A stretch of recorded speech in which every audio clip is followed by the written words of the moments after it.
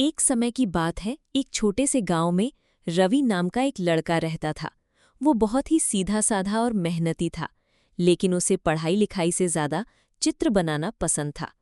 रवि हमेशा प्रकृति को निहारता, पेड़ों, फूलों और जानवरों के चित्र बनाता रहता था। उसके चित्र इतने सजीव होते थे कि देखने वाले हैरान रह जाते थे। एक दिन रवि जंगल में लकड़ी लेने गया। चलते चलते वो एक घने हिस्से में पहुंच गया जहां उसने पहले कभी कदम नहीं रखा था। वहां उसे जमीन पर एक पुरानी चमकदार कलम पड़ी मिली। कलम साधारण नहीं थी, उस पर कुछ अनोखी नक्काशी की हुई थी और वो हल्की सी चमक रही थी। रवि ने कलम उठाई और उसे अपने साथ घर ले आया। रात में जब वो सोने की तैयारी कर रहा था, उसने सोचा कि क्यों न इस कलम से कुछ बनाया जाए। उसने अपनी कॉपी खोली और कलम को चलाया। जैसे ही कलम ने कागज को छुआ, एक अद्भुत घटना हुई।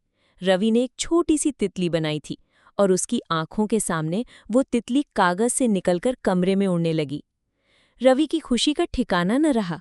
उसे समझ आ गया था कि ये कोई साधारण कलम नहीं, बल्कि एक जादुई कलम है। उस रात के बाद रवि ने उस कलम का इस्तेमाल अच्छी चीजें बनाने के लिए किया।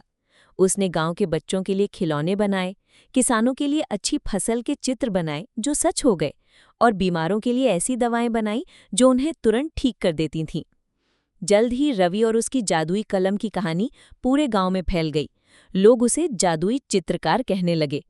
एक दिन पास के राज्य का राजा बीमार पड़ गया। कोई भी वैद्य उसे ठीक नहीं कर पा रहा था। जब राजा ने रवि की जादुई कलम के बारे में सुना, तो उसने रवि को अपने महल में बुलाया। रवि महल पहुंचा और उसने राजा के लिए एक सुंदर और स्वस्थ शरीर का चित्र बनाया। पलक झपकते ही राजा अपनी बीमारी से ठीक हो गया और पहले से ज्यादा स्वस्थ महसूस करने लगा। राजा ने रवि को बहुत सारा धन और सम्मान दिया, लेकिन रवि ने सिर्फ एक ही चीज मांगी कि वो अपने कलम का इस्तेमाल लोगों की भलाई के लिए करता रहे।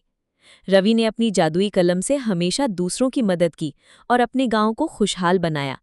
उसने ये साबित कर दिया कि असली जादू किसी चीज में नहीं, बल्कि उसे इस्तेमाल करने वाले के नेक इरादों में होता है।